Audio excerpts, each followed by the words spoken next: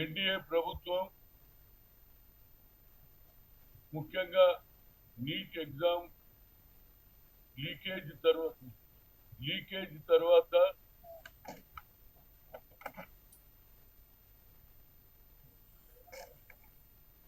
Cockroach Janata party అనే students wing యావత్ భారతదేశంలో పెద్ద ఎత్తున, నేను అనుకుంటాను బహుశా నా జీవితంలో ఎన్నడూ చూడలే అంత జనం పార్లమెంటు మొదలుపెట్టిన రోజు 20వ తేదీన లక్షలాది మంది రావడం జరిగింది.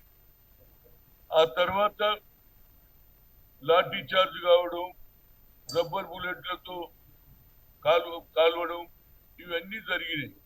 జరిగిన తర్వాత నిన్న పార్లమెంట్ లో రాహుల్ గాంధీ గారు ముఖ్యంగా నా ఉద్దేశంలో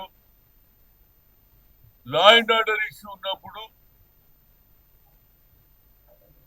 దేశానికి హోమ్ మినిస్టర్ అయిన అమిత్ షా పార్లమెంట్ కు రాలేదు.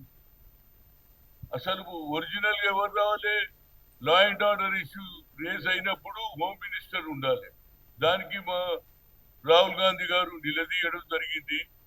దాంతో పాటు ఇదే సమయం చూసుకొని ఆర్ఎస్ఎస్ బీజేపీ వాళ్ళు ఒక కొత్త నాటకం ఆడారు.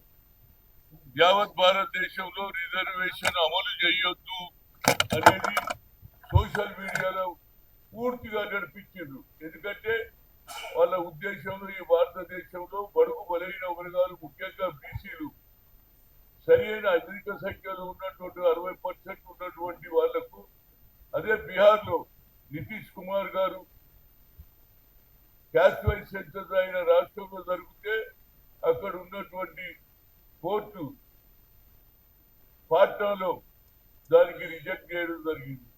దాంతో పాటు మా రాష్ట్రంలో తెలంగాణలో రేవంత్ రెడ్డి గారి నాయకత్వంలో రిజర్వేషన్ అమలు చేస్తామని మొదలు చెప్పడం, ఆ తర్వాత తూచా తప్పకుండా అసెంబ్లీలో కూడా బిల్లు పెట్టి పాస్ చేయడం కూడా జరిగింది. 42% ఇస్తున్నారు. కానీ జనసంఖ్య చూస్తే రిజర్వేషన్ గురించి ఇంటింటికి తిరిగితే 56% వచ్చిందని మా ముఖ్యమంత్రి గారు చెప్పారు.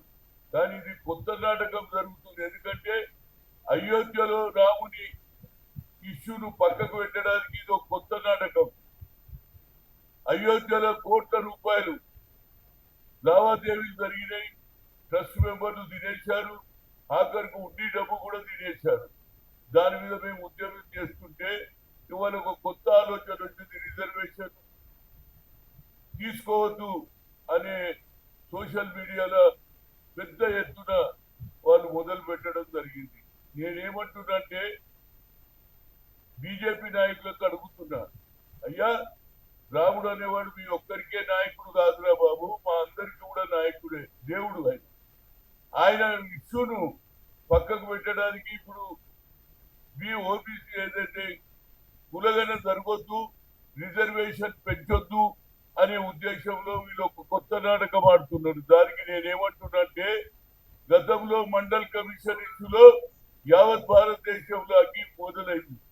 అదే విధంగా ఇవాళ ఎవరైతే దీనికి ఆలోచన, ఈ దేశానికి ప్రధానమంత్రి మొట్టమొదటిసారిగా ఒక ఓబీసీ అయ్యారు. నరేంద్ర మోడీ తనకు తాను ఓబీసీ, నేను గానుగా నంపిస్తాను, నూనె తీస్తా అని చెప్తున్నారు. కానీ ఆయన దీని మీద ఒక మాట కూడా మాట్లాడలేదు. అదే విధంగా అయోధ్య ఇష్యూలో కూడా అక్కడ ఉన్నటువంటి ముఖ్యమంత్రి యోగి ఆదిత్యనాథ్ కేవలం ఏమంటుండే సీట్ ద్వారా, ఏది సీటు ద్వారా స్పెషల్ ఇన్వెస్టిగేషన్ దాని ద్వారా జరుగుతుందంటే దాని మీద మాకు నమ్మిక లేదు. తప్పనిసరిగా ఇది సిబిఐ ఎంక్వైరీ, ఇండిపెండెంట్ ఎంక్వైరీ జరగాలని మొన్న జరిగినటువంటి సిడబ్ల్యూసి సమావేశంలో ఒకటి లీకేజ్ మీద, అదే విధంగా అయోధ్య దాని మీద కూడా న్యాయం జరగాలని పోరాడుతున్నారు. కనుక తప్పనిసరిగా ఈ ఆలోచనను బంద్ చేయాలి. తప్పనిసరిగా అయోధ్యలో అది సిబిఐ ద్వారా, ఇండిపెండెంట్ ఎంక్వైరీ ద్వారా న్యాయం జరుగుతూనే ప్రజల డబ్బులు, అదే తిరుపతిలో 10 పైసలు లెక్క అవుతుంది. గుండీలో చేసినట్టు వచ్చిన డబ్బు అంతా తెల్లారి లెక్క పెట్టి చెప్తారు. ఇది ఇవాళ 4,70,00,000 వచ్చిందని చెప్తారు. అక్కడ ఒక్కటోడే లేడు. ప్రజలు ఇచ్చిన బంగారాన్ని తరగబెట్టేసి కర్ణాటకలో కడ్డీల ద్వారా అమ్ముకుంటారు. రియల్ ఎస్టేట్ బిజినెస్ చేస్తున్నారు. స్టాక్ ఎక్స్చేంజ్ లో డబ్బులు పెట్టుకున్నారు.